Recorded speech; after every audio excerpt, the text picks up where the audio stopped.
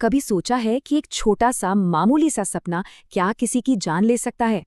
आज हम मुंशी प्रेमचंद के महान उपन्यास गोदान की दुनिया में उतरेंगे।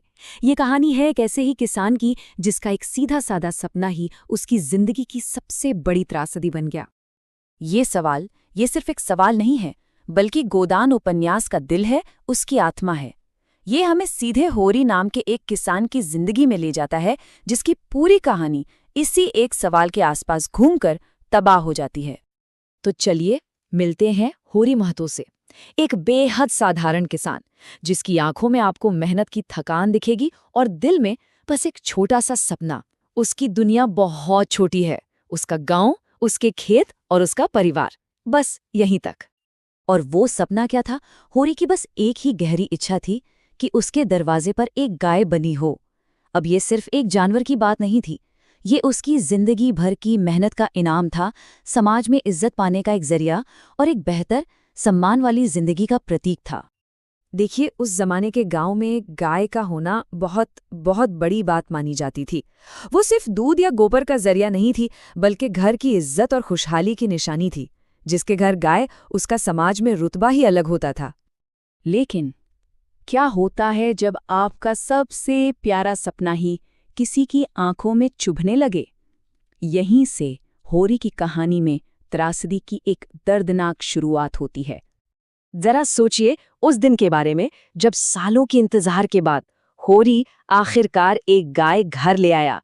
उसके आंगन में जब वो गाय बंधी होगी तो वो पल उसके और उसके परिवार के लिए किसी बड़े त्योहार से कम नहीं रहा होगा। लगा होगा जैसे सारी दुनिया की खुशी उनकी झोली में आ गई हो। पर ये खुशी ज्यादा देर टिक नहीं पाई। किसी दुश्मन ने नहीं, किसी बाहर वाले ने नहीं, बल्कि होरी के अपने सगे भाई हीरा ने जलन की आग में आकर उस सपने को, उस गाय को जहर दे दिया। और बस उस गाय की मौत के साथ ही होरी का सपना, उसकी सारी उम्मीदें, उसका मान सम्मान, सब कुछ एक झटके में टूटकर बिखर गया। जो खुशी आंगन में बंधी थी अब एक लाश बन चुकी थी।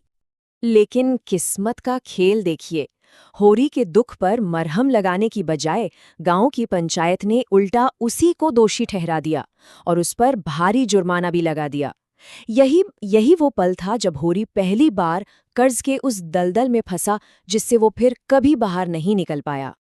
और यहीं से होरी की जिंदगी एक ऐसे दुष्चक्र में फंस जाती है, एक ऐसे जाल में जहां से बाहर निकलने का कोई रास्ता ही नहीं था। असल में होरी की लड़ाई सिर्फ गरीबी से नहीं थी, वो अकेला था और सामने थी पूरी व्यवस्था। जमींदार का लगान, साहूकार का सूद, समाज का दबाव, सब मिलकर उसे कुचलने में लगे हुए थे। ये एक आदमी की पूरे सिस्टम से लड़ाई थी।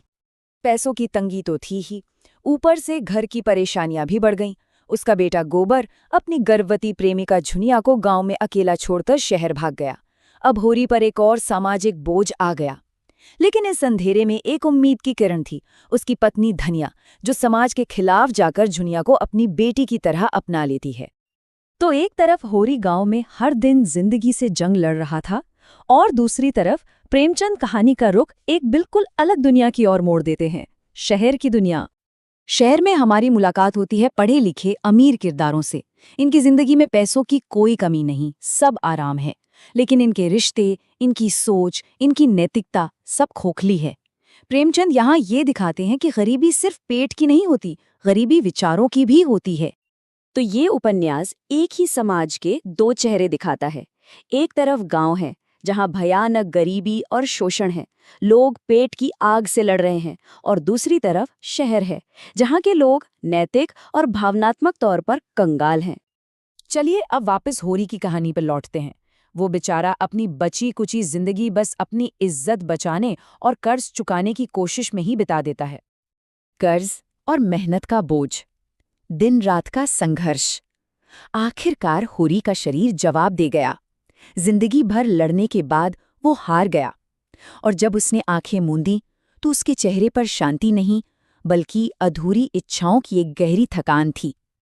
और इस कहानी की सबसे बड़ी, सबसे दर्दनाक विडंबना देखिए, जिस आदमी की पूरी जिंदगी एक गाय के सपने के पीछे पीछे तबाह हो गई, जब वो मरा तो उसके पास गोदान की रस्म निभाने के लिए, यानी मरने के बाद गाय दान करने के लिए एक पैसा तक नहीं था। तो सवाल ये है कि होरी की ये दर्दनाक कहानी हमें सिखाती क्या है? इसका संदेश क्या है जो आज भी उतना ही सच्चा लगता है? ये कहानी उस क्रूर सामाजिक और आर्थिक सिस्टम पर एक जोरदार तमाचा है जो किसानों का खून चूसता है। ये हमें बताती है कि कैसे धर्म और परंपरा को भी गरीबों के शोषण का हथियार बनाया जा सकता है, और ये कि असली महानता चुपचाप सब कुछ सहने में नहीं बल्कि नाइंसाफी के खिलाफ आवाज उठाने में है।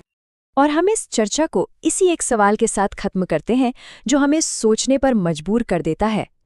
क्या होरी की कहानी, किसानों के शोषण और कर्ज के जाल की ये कहानी आज भी उतनी ही सच नहीं है? सोचिएगा जरूर।